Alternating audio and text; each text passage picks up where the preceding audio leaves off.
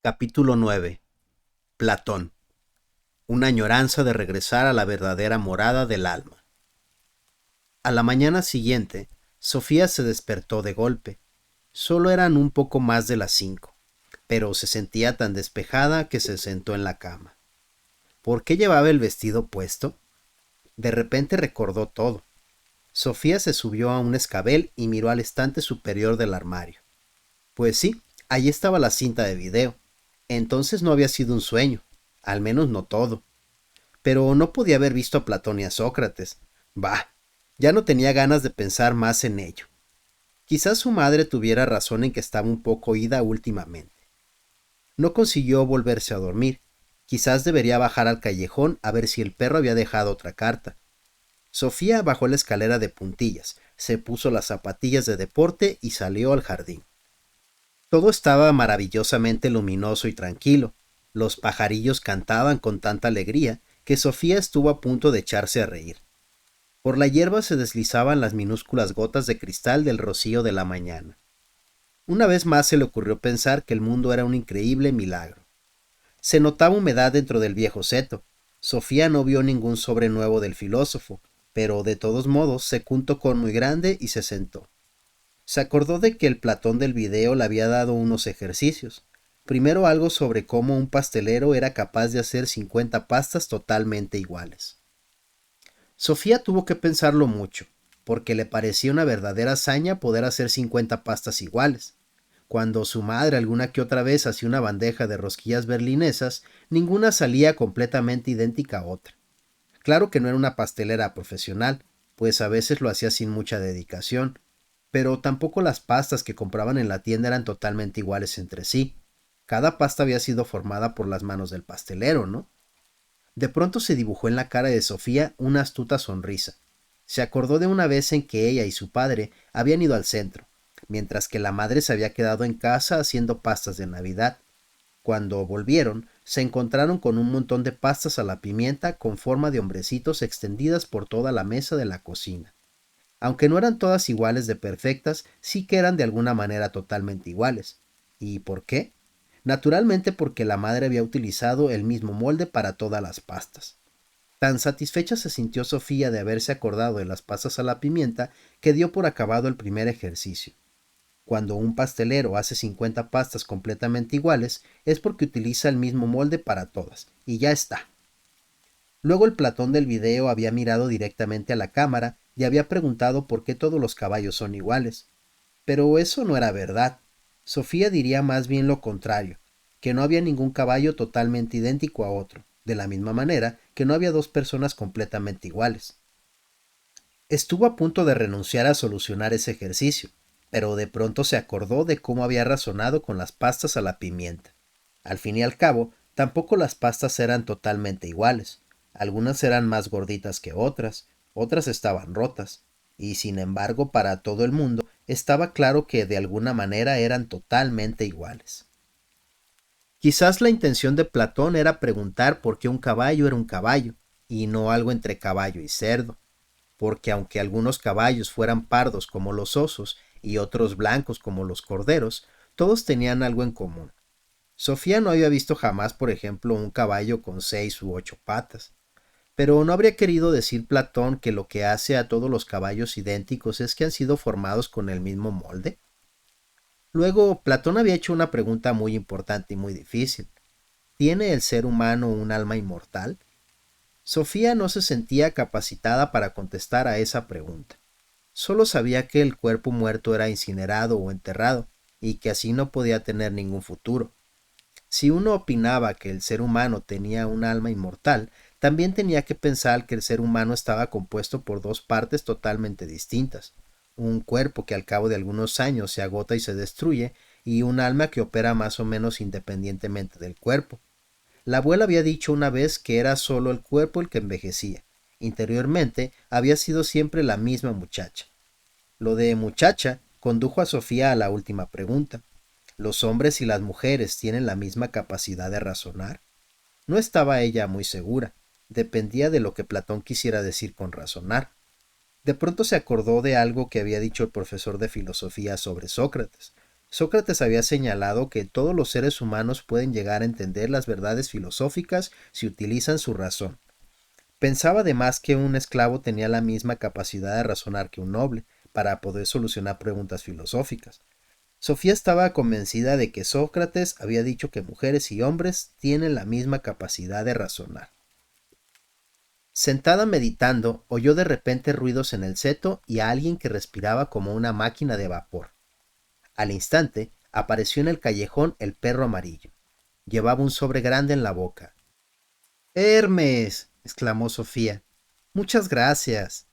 El perro dejó caer el sobre en las rodillas de Sofía, que estiró la mano para acariciarle.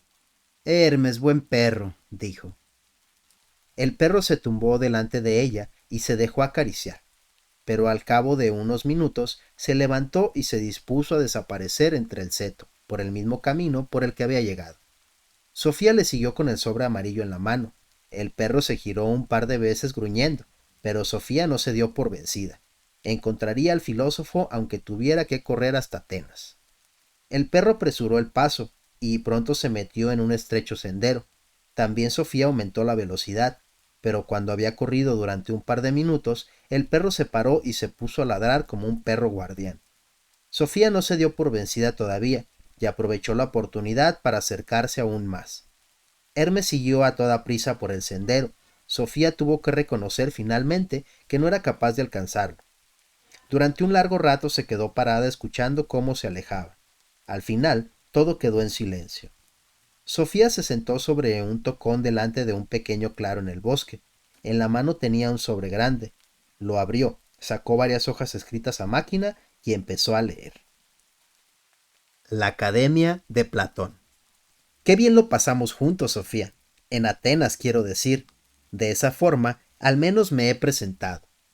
Como también te presenté a Platón, podemos ir directamente al grano. Platón, 427 al 347 a.C. Tenía 29 años cuando a Sócrates le obligaron a vaciar la copa de veneno. Era discípulo de Sócrates desde hacía mucho tiempo y siguió el proceso contra éste muy de cerca.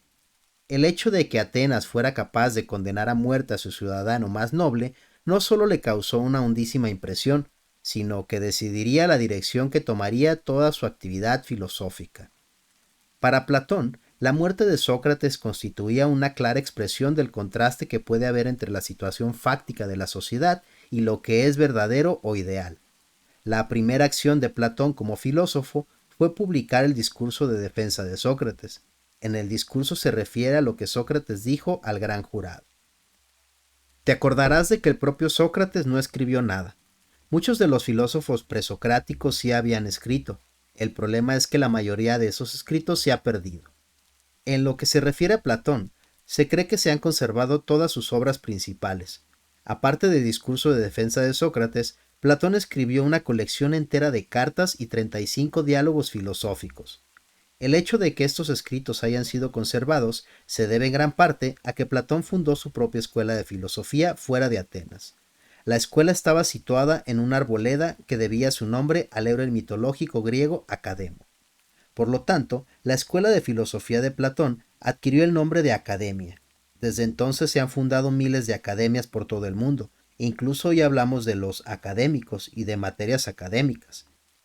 En la academia de Platón se enseñaba filosofía, matemáticas y gimnasia, aunque enseñar no sea quizá la palabra adecuada, ya que también en la academia de Platón la conversación viva era lo más importante.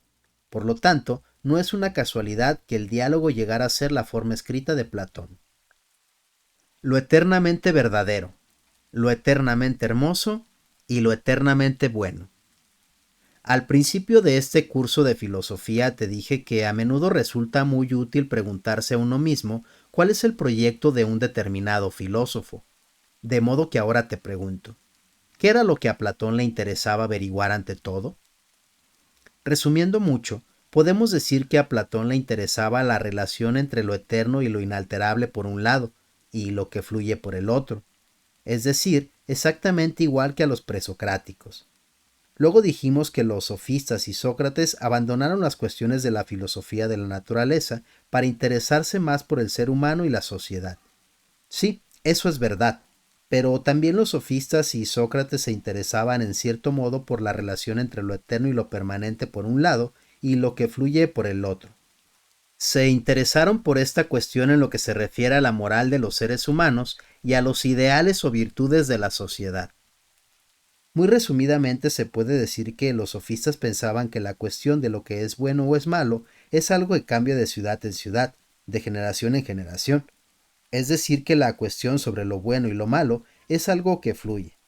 Sócrates no podía aceptar este punto de vista y opinaba que había unas reglas totalmente básicas y eternas para lo que es bueno y lo que es malo.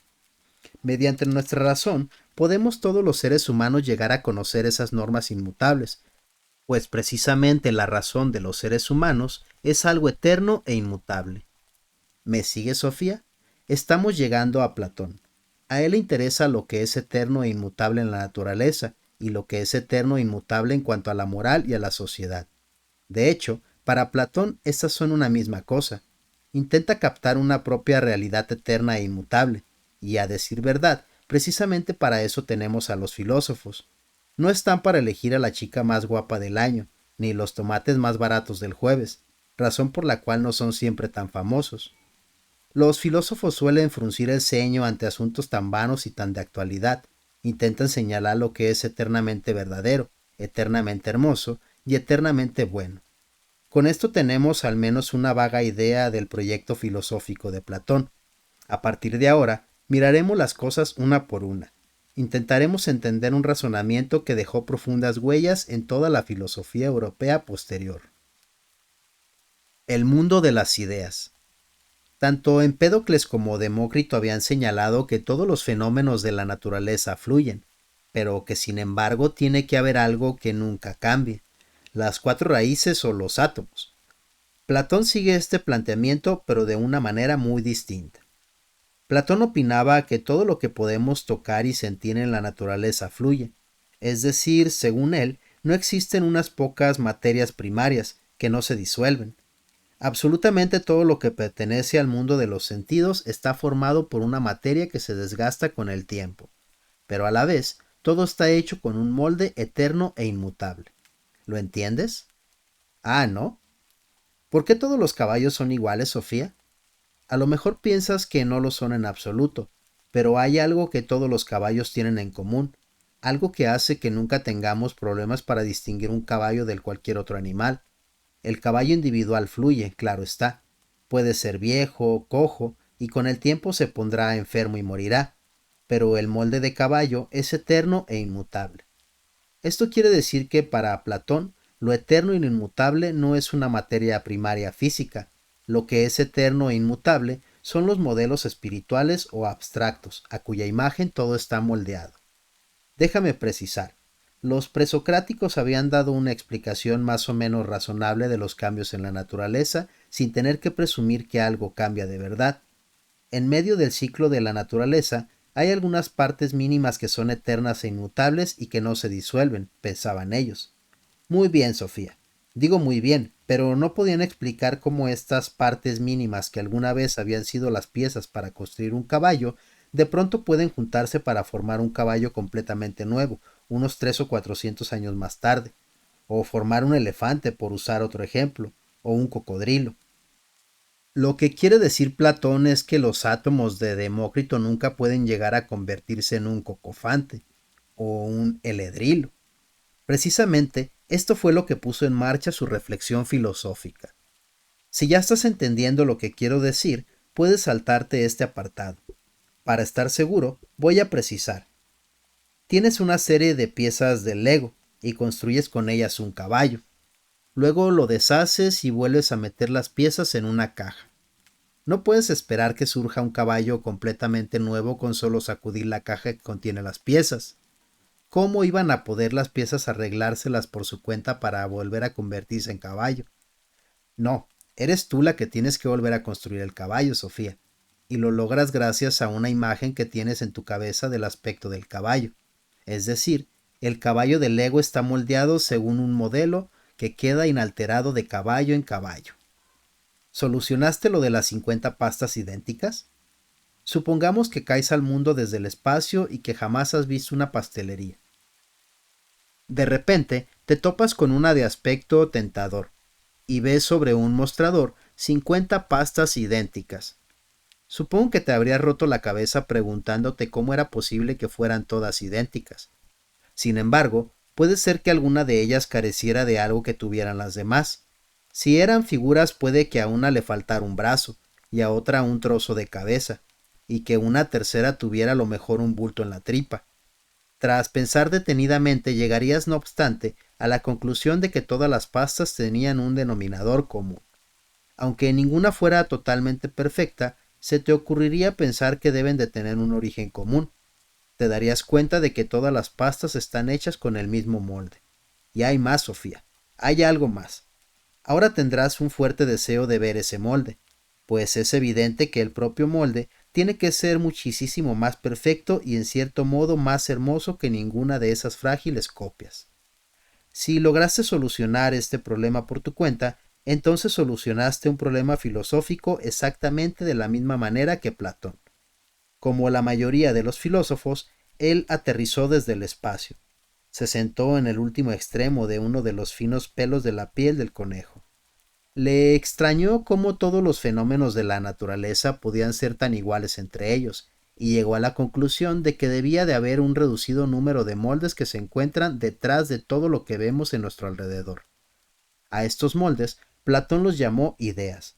Detrás de todos los caballos, cerdos y seres humanos se encuentra la idea de caballo, la idea de cerdo y la idea de ser humano. De la misma manera que el pastelero antes mencionado puede tener pastas con formas de hombres, de cerdos y de caballos, pues un buen pastelero tendrá más de un molde.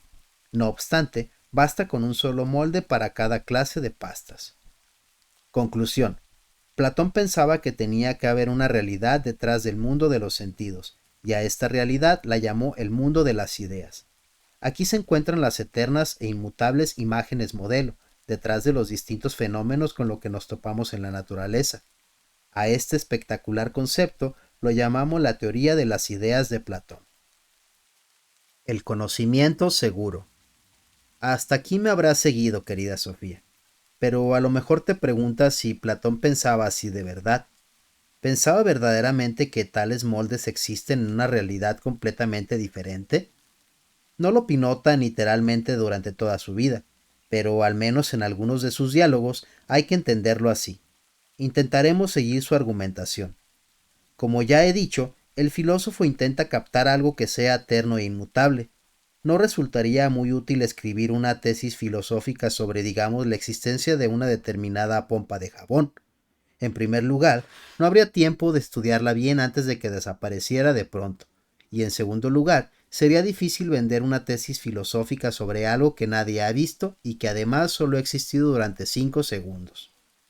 Platón pensaba que todo lo que vemos en nuestro alrededor en la naturaleza, es decir, todo lo que podemos sentir y tocar, puede compararse con una pompa de jabón, porque nada de lo que existe en el mundo de los sentidos permanece. Evidentemente, sabes que todos los seres humanos y todos los animales se disuelven y mueren, antes o después, pero incluso un bloque de mármol se altera y se desintegra lentamente. La Acrópolis está en ruinas, Sofía. Escandaloso, digo yo, pero esa es la realidad. Lo que dice Platón es que no podemos saber nada con seguridad sobre algo que cambia constantemente. Sobre lo que pertenece al mundo de los sentidos, es decir, lo que podemos sentir y tocar, solo podemos tener ideas o hipótesis poco seguras. Solo podemos tener conocimientos seguros de aquello que vemos con la razón. De acuerdo, Sofía, me explicaré mejor. Una sola pasta con figura de hombre puede resultar tan imperfecta después de todos los procesos de elaboración que resulte difícil ver lo que pretende ser. Pero después de haber visto 20 o 30 pastas de ese tipo, que pueden ser más o menos perfectas, sabré con mucha certeza cómo es el molde, incluso aunque nunca lo haya visto. Ni siquiera es seguro que conveniera ver el propio molde con los ojos, pues no podemos fiarnos siempre de nuestros sentidos. La propia facultad visual puede variar de una persona a otra.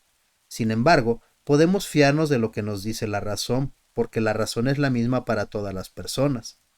Si te encuentras en un aula del colegio en compañía de otros 30 alumnos y el profesor pregunta cuál es el color más bonito del arco iris, seguramente obtendrás muchas respuestas diferentes. Pero si os pregunta cuánto es 8 por 3, entonces la clase entera debe llegar al mismo resultado, pues en este caso se trata de un juicio emitido por la razón, y de alguna manera la razón es lo contrario de las opiniones y los pareceres. Podríamos decir que la razón es eterna y universal, precisamente porque sólo se pronuncia sobre asuntos eternos y universales. A Platón le interesaba mucho las matemáticas porque las relaciones matemáticas jamás cambian. Por lo tanto, es algo sobre lo que tenemos que tener conocimientos ciertos. Veamos un ejemplo. Imagínate que te encuentras en la naturaleza con una piña completamente redonda. A lo mejor dices que te parece redonda, mientras que tu amiga Jorum dice que está un poco aplastada por un extremo, y empezáis a pelearnos. Pero no podéis tener conocimiento seguro sobre algo que veis con los ojos. Por otra parte, podéis estar totalmente seguras de que la suma angular de un círculo es 360 grados. En este caso, os pronunciáis sobre un círculo ideal, que a lo mejor no se encuentra en la naturaleza, pero que en cambio es fácil de visualizar en la cabeza. Estáis diciendo algo sobre el molde de las pastas, y no sobre una pasta cualquiera de la mesa de la cocina. Hagamos un breve resumen. Solo podemos tener ideas vagas sobre lo que sentimos, pero sí podemos conseguir conocimientos ciertos sobre aquello que reconocemos con la razón. La suma de los ángulos de un triángulo es 180 grados siempre. De la misma manera, la idea de caballo tendrá 4 patas, aunque todos los caballos del mundo de los sentidos se volviesen cojos. Un alma inmortal. Acabamos de ver que Platón pensaba que la realidad está dividida en dos. Una parte es el mundo de los sentidos, sobre el que solo podemos conseguir conocimientos imperfectos, utilizando nuestros 5 sentidos, aproximados e imperfectos. De todo lo que hay en el mundo de los sentidos, podemos decir que todo fluye y que nada permanece. No hay nada que sea en el mundo de los sentidos, solamente se trata de un montón de cosas que surgen y perecen. La otra parte es el mundo de las ideas, sobre el cual podemos conseguir conocimientos ciertos, mediante la utilización de la razón. Por consiguiente, este mundo de las ideas no puede reconocerse mediante los sentidos. Por otra parte, las ideas son eternas e inmutables. Según Platón, el ser humano también está dividido en dos partes. Tenemos un cuerpo que fluye y que por lo tanto está indisolublemente ligado al mundo de los sentidos y acaba de la misma manera que todas las demás cosas pertenecientes al mundo de los sentidos, como por ejemplo una pompa de jabón. Todos nuestros sentidos están ligados a nuestro cuerpo y son por lo tanto de poco fiar. Pero también tenemos un alma inmortal, la morada de la razón. Precisamente porque el alma no es material, puede ver el mundo de las ideas. Ya he dicho casi todo, pero hay algo más, Sofía. Te digo que hay algo más. Platón pensaba además que el alma ya existía antes de meterse en un cuerpo. Érase una vez cuando el alma se encontraba en el mundo de las ideas. Estaba en la parte de arriba del armario junto con todos los moldes para las pastas. Pero en el momento en que el alma se despierta dentro de un cuerpo humano, se ha olvidado ya de las ideas perfectas. Entonces algo comienza a suceder. Se inicia un proceso maravilloso. Conforme el ser humano va sintiendo las formas en la naturaleza, va teniendo un vago recuerdo en su alma. El ser humano ve un caballo imperfecto, pero eso es suficiente para despertar en el alma un vago recuerdo del caballo perfecto que el alma vio en el mundo de las ideas. Con esto se despierta también una añoranza de regresar a la verdadera morada del alma. A esa añoranza Platón la llama eros, que significa amor. Es decir, el alma siente una añoranza amorosa por su verdadero origen. A partir de ahora se vive el cuerpo y todo lo sensible como algo imperfecto e insignificante. Sobre las alas del amor volará el alma a casa, al mundo de las ideas, donde será librada de la cárcel del cuerpo. Me apresuro a recalcar que lo que Platón describe aquí es un ciclo humano ideal, pues no todos los seres humanos dan rienda suelta al alma y permiten que inicie el viaje de retorno al mundo de las ideas. La mayoría de las personas se aferra a los reflejos de las ideas en el mundo de los sentidos. Ven un caballo y otro caballo, pero no ven aquello de lo que todos los caballos son solamente malas copias. entran corriendo en la cocina y se lanzan sobre todas las pastas sin preguntarse siquiera de dónde proceden esas pastas. Lo que describe Platón es el camino de los filósofos. Su filosofía puede entenderse como una descripción de la actividad filosófica. Cuando ves una sombra, Sofía, también tú pensarás que tiene que haber algo que la origina. Ves la sombra de un animal. Quizás sea un caballo, piensas, sin estar del todo segura. Luego te giras y ves el verdadero caballo, que es infinitamente más hermoso, y su silueta mucho más nítida que la inestable sombra del caballo. Platón opinaba que, de la misma manera, todos los fenómenos de la naturaleza son solamente sombras de los moldes o ideas eternas. No obstante, la gran mayoría de los seres humanos está satisfecha con su vida entre las sombras. No piensan en que tiene que haber algo que origina las sombras. Creen que las sombras son todo. No viven las sombras como sombras. Con ello también se olvidan de la inmortalidad de su propia alma. El camino que sube de la oscuridad de la caverna. Platón cuenta una parábola que ilustra precisamente lo que acabamos de describir. La solemos llamar el mito de la caverna.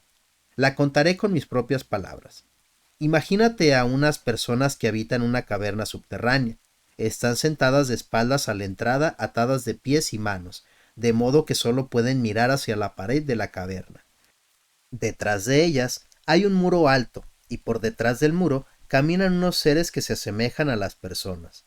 Levantan diversas figuras por encima del borde del muro. Detrás de estas figuras arde una hoguera, por lo que se dibujan sombras llameantes contra la pared de la caverna. Lo único que pueden ver esos moradores de la caverna es, por tanto, ese teatro de sombras. Han estado sentados en la misma postura desde que nacieron, y creen por ello que las sombras son lo único que existe. Imagínate ahora que uno de los habitantes de la caverna empieza a preguntarse de dónde vienen todas esas sombras de la pared de la caverna, y al final consigue soltarse. ¿Qué crees que sucede cuando se vuelve hacia las figuras que son sostenidas por detrás del muro? Evidentemente, lo primero que ocurrirá es que la fuerte luz les cegará. También les cegarán las figuras nítidas, ya que hasta ese momento solo había visto las sombras de las mismas. Si consiguiera atravesar el muro y el fuego y salir a la naturaleza fuera de la caverna, la luz le cegaría aún más.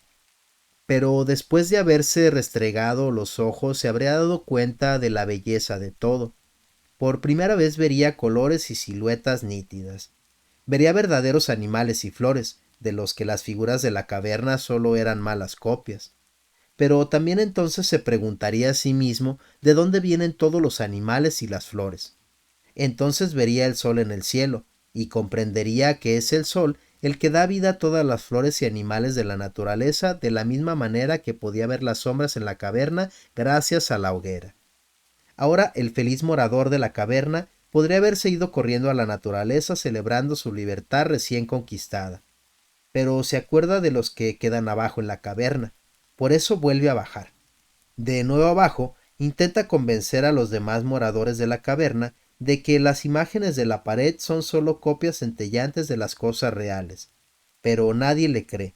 Señalan a la pared de la caverna diciendo que lo que allí ven es todo lo que hay. Al final lo matan.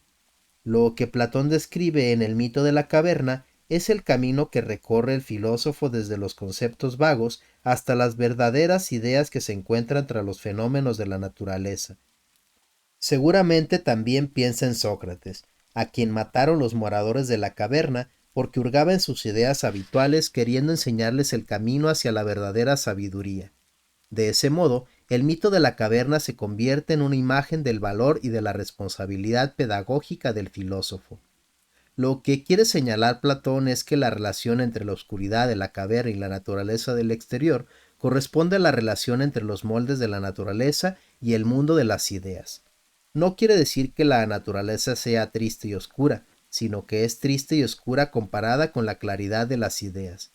Una foto de una muchacha hermosa no tiene por qué resultar oscura y triste, más bien al contrario, pero sigue siendo solo una imagen. El estado filosófico.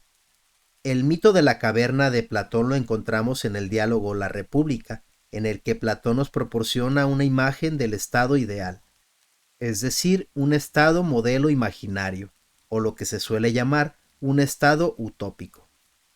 Brevemente podemos decir que Platón piensa que el Estado debe ser gobernado por los filósofos. Al explicar el porqué, toma como punto de partida la composición del ser humano. Según Platón, el cuerpo humano está dividido en tres partes: cabeza, pecho y vientre. A cada una de esas partes le corresponde una habilidad del alma. A la cabeza pertenece la razón, al pecho la voluntad y al vientre el deseo. Pertenece además a cada una de las tres habilidades del alma un ideal o una virtud. La razón debe aspirar a la sabiduría, la voluntad debe mostrar valor, y al deseo hay que frenarlo para que el ser humano muestre moderación. Cuando las tres partes del ser humano funcionan a la vez como un conjunto completo, obtenemos un ser humano armonioso u honrado. En la escuela, lo primero que tiene que aprender el niño es a frenar el deseo, luego hay que desarrollar el valor, y finalmente la razón obtendrá sabiduría. Platón se imagina un estado construido exactamente de la misma manera que un ser humano. Igual que el cuerpo tiene cabeza, pecho y vientre, el Estado tiene gobernantes, soldados y productores, granjeros, por ejemplo. Es evidente que Platón emplea la ciencia médica griega como ideal. De la misma manera que una persona sana y armoniosa muestra equilibrio y moderación, un Estado justo se caracteriza porque cada uno conoce su lugar en el conjunto.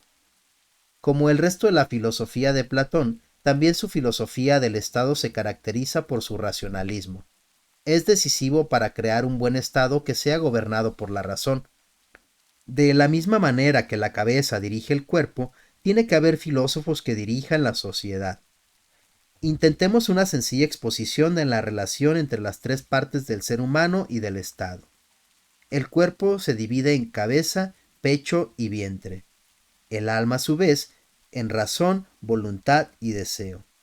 La virtud se divide en sabiduría, valor y moderación, y el Estado a su vez en gobernantes, soldados y productores.